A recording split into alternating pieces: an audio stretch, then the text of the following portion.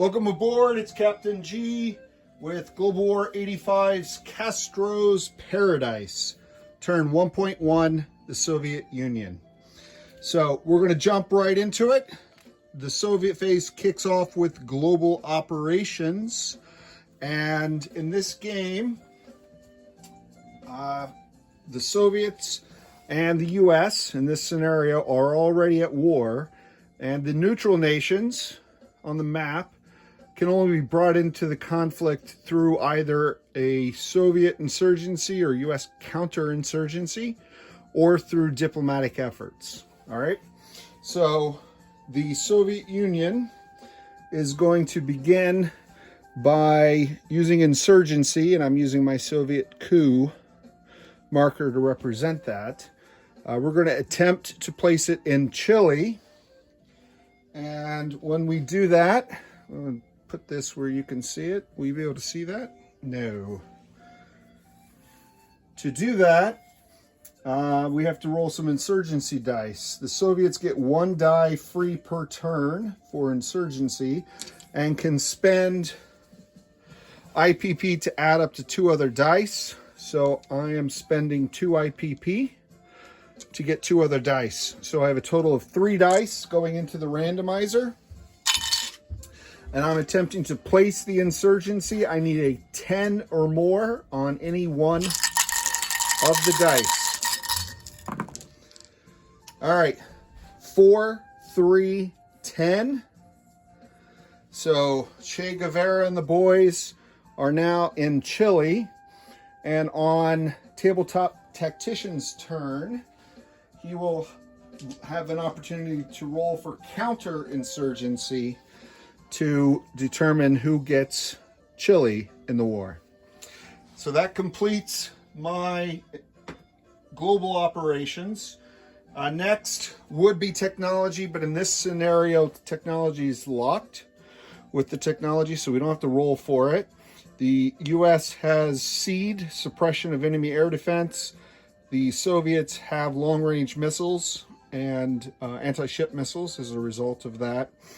And then both sides have AMD and advanced sonar. All right. There may be one other that I'm missing, but I think those are the technologies.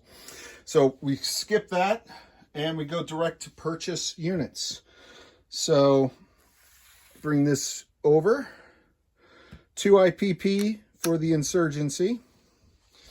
I'm spending 6 for a SAM and a light infantry, 6 for an artillery, and 3 each for 2 frigates, so 6 there. So out of my 20, 6, 12, 18, and the 2 for the insurgency is 20.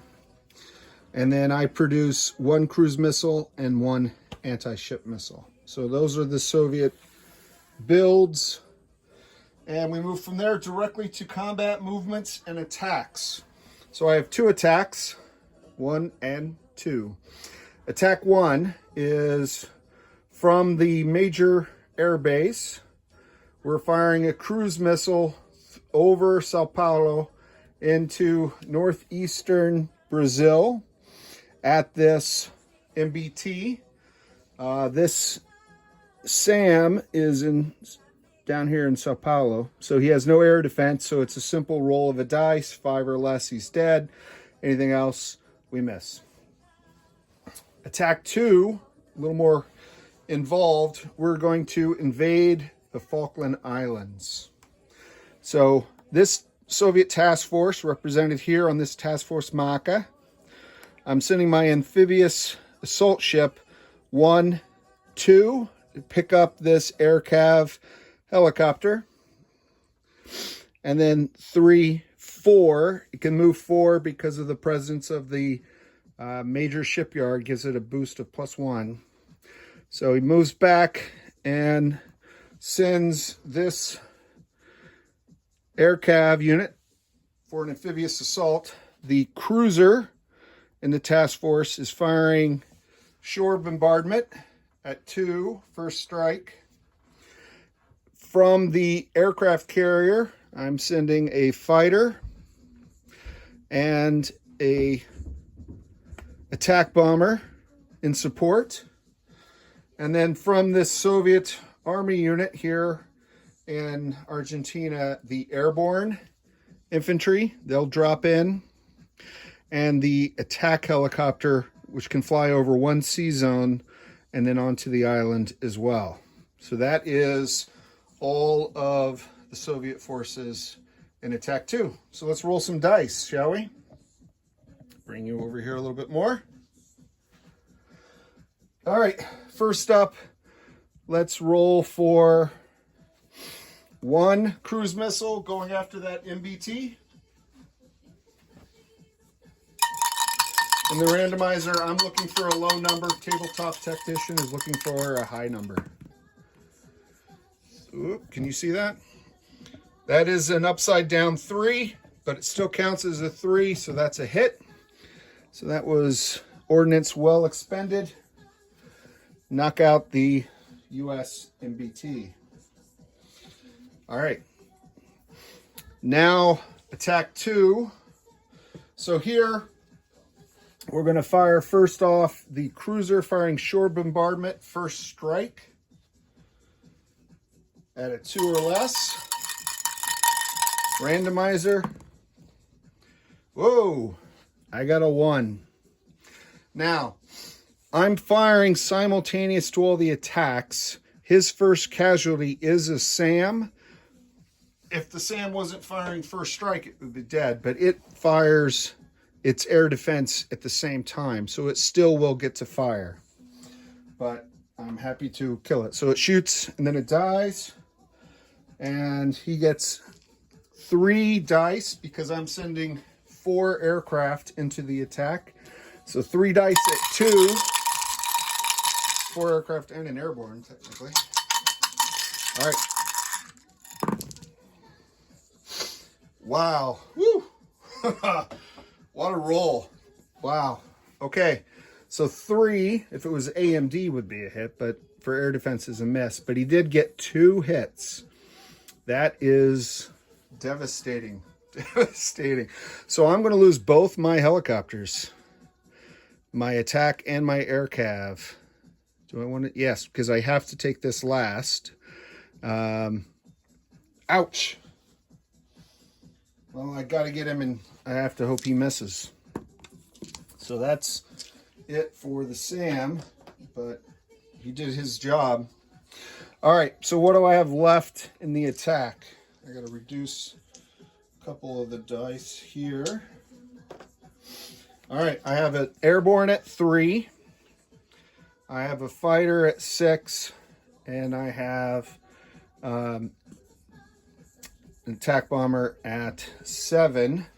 And for those who haven't watched me before, I lay out the same colors pretty much for every game. Pink 1, yellow 2, blue 3, white 4, 5, 6, 7, 8. So I always just grab the color dice unless it's a roll that doesn't matter, like a 10s, because I don't have dice dedicated to 10s. So I know exactly what we're doing here, and I just shared it with you so you would have insight as well. All right, I need a hit. My air assault force was devastated. All right. I have a 7 on the aircraft. That's a miss. I have an 8 on the attack bomber. That's a miss. I have an 8 on an airborne. So that is a miss. This is not going well for the Soviets. Let's see what the U.S. does here. So I have a lone U.S. light infantry defending at 4 or less.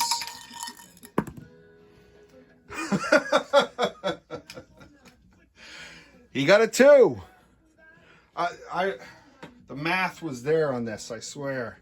We did the numbers in the state-of-the-art Soviet calculating computer, and the owl's eye lit green, which meant it was good. So that's a hit.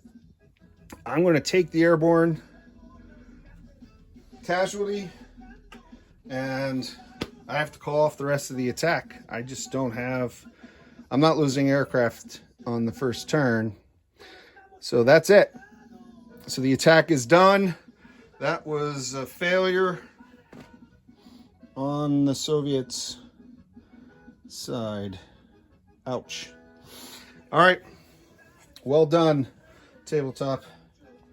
Your Falkland defenders. I guess the British amped up the island's defenses after the early 80s deal with Argentina. All right, non-combat movement. We're going to land the fighter and the attack bomber back onto the carrier in this task force, and that remains U.S. hands.